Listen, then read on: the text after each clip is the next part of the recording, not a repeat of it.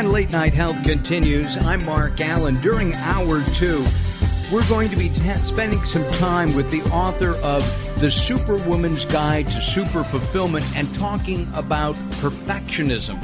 That'll happen during Hour 2 here on Late Night Health. Join us. If you don't get the second hour of Late Night Health, you can always go to latenighthealth.com, latenighthealth.com.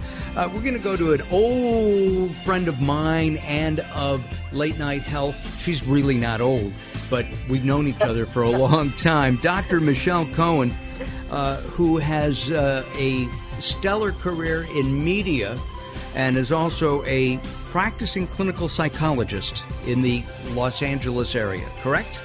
Yes, you've got it, Mark. We're going to talk about dating and dating for people, say, over 50. And the reason I thought about this is I was out with some friends, and we were talking about a mutual friend who will not date. He's divorced.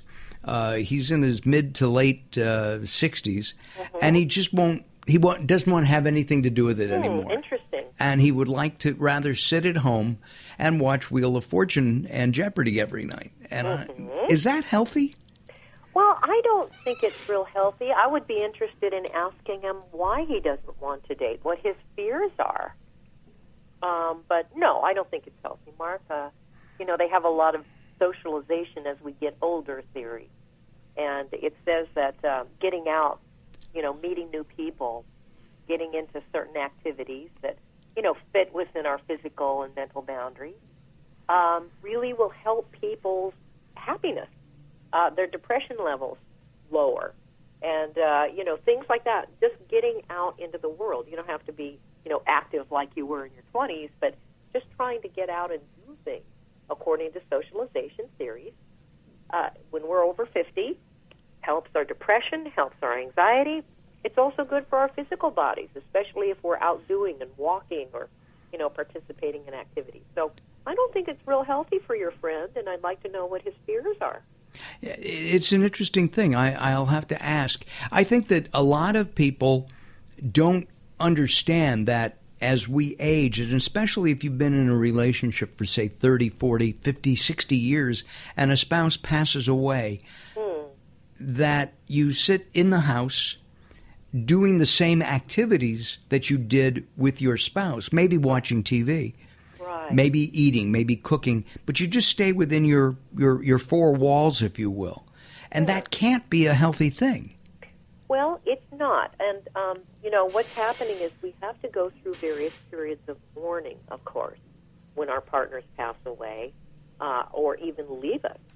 There are periods of mourning. And, the old Kubler-Ross, mourning, I guess she has an acronym called DABDA, D-A-B-D-A, that we all go through. But it's more difficult for those over 50. So that's denial, anger, bargaining, depression, and then acceptance.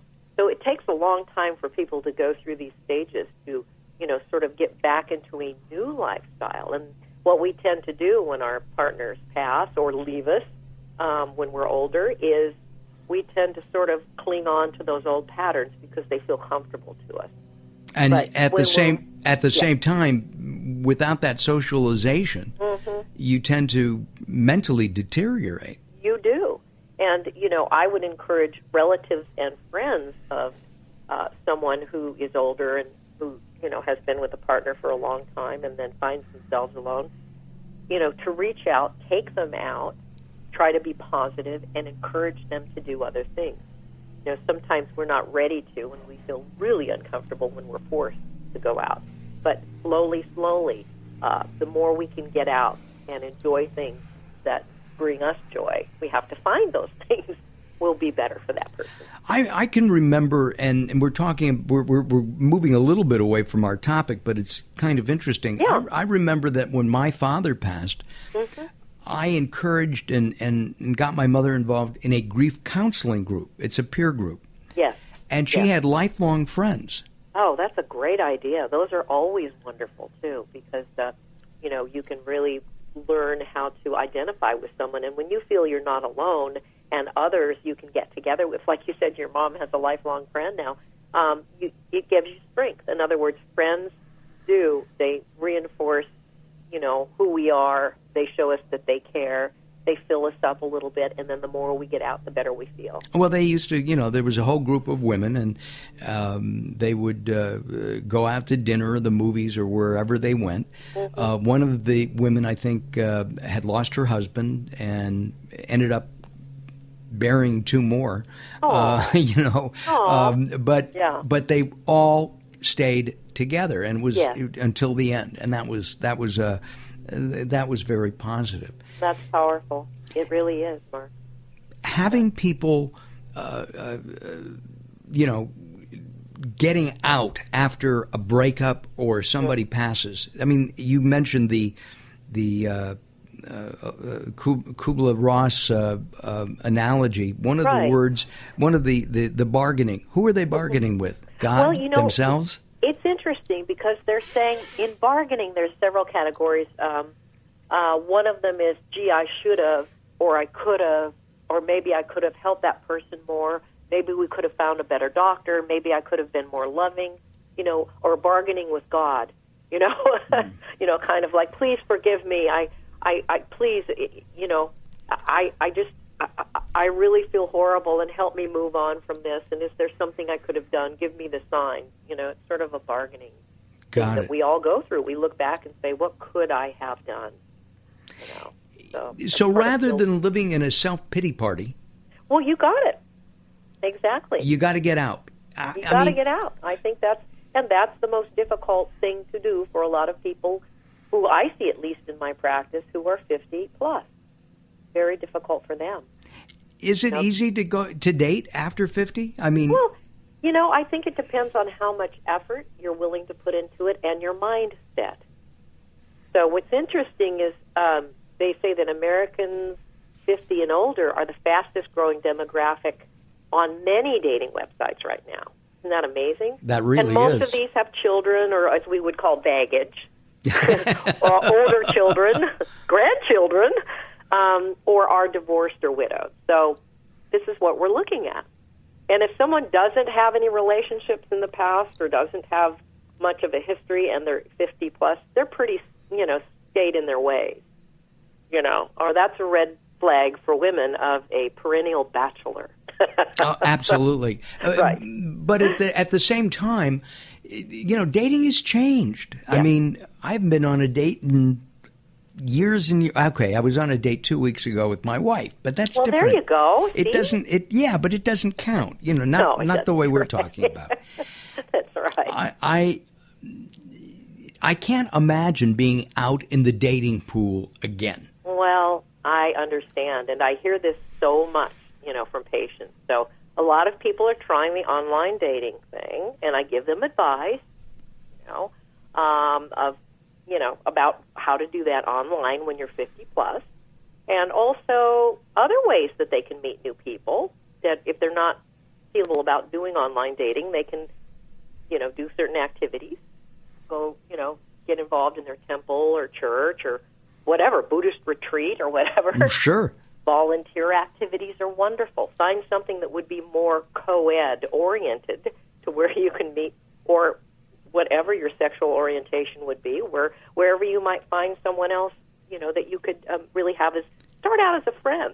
Right. A quilting bee may not be the thing for a woman to do if she's interested. Probably not. Right. She may find some nice lady friends, which is great. Yes. And also, a lot of people are looking up old friends or old high school or college friends.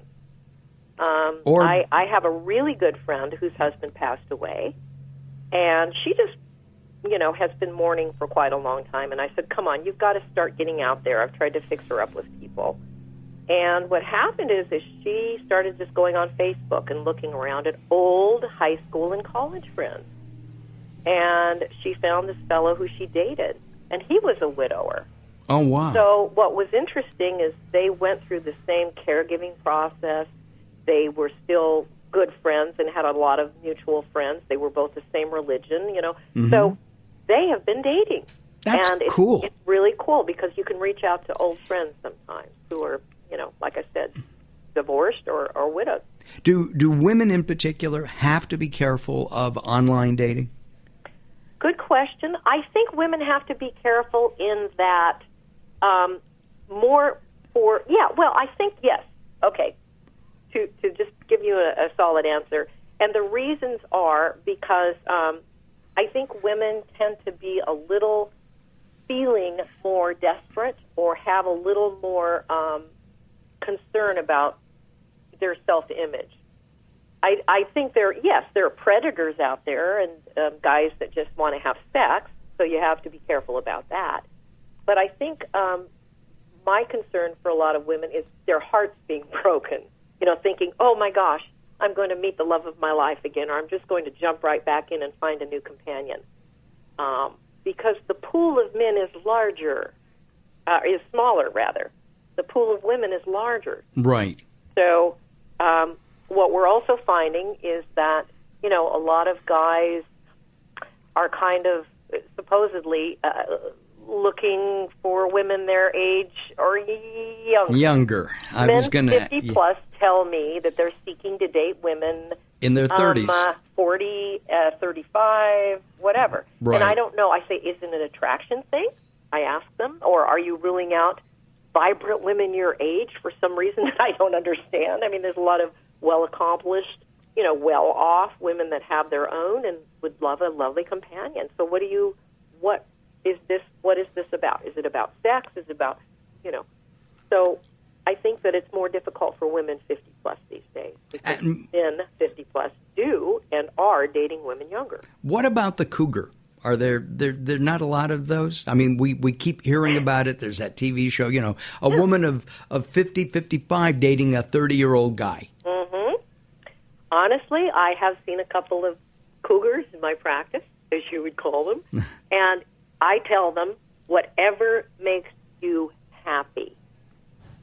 If you feel that someone's dating you and having sex with you because you have a lot of money, you can take them nice places, you can introduce them to interesting people in your job or work environment, then just know what you're dealing with, But if your self-esteem is so intact that all you want to do is be with a younger guy because you feel more vibrant and the sex is good, then go for it. It's about how they feel. I'm personally not excited about telling someone to become a cougar or to go that lifestyle because, there is still that, we are aging, and as time goes by, we're going to look older. We absolutely. Our guest, Michelle Cohen, Dr. Michelle Cohen, one of the funniest people I've ever met in my entire life. She is absolutely terrific. And we're talking about dating 50 plus and why it's mentally good health to do so, to get out and off your couch and back out into life. We're going to continue our conversation with Michelle in just a second or two. I'm Mark Alyn. This is Late Night Health. Join us at latenighthealth.com. latenighthealth.com. We'll be back.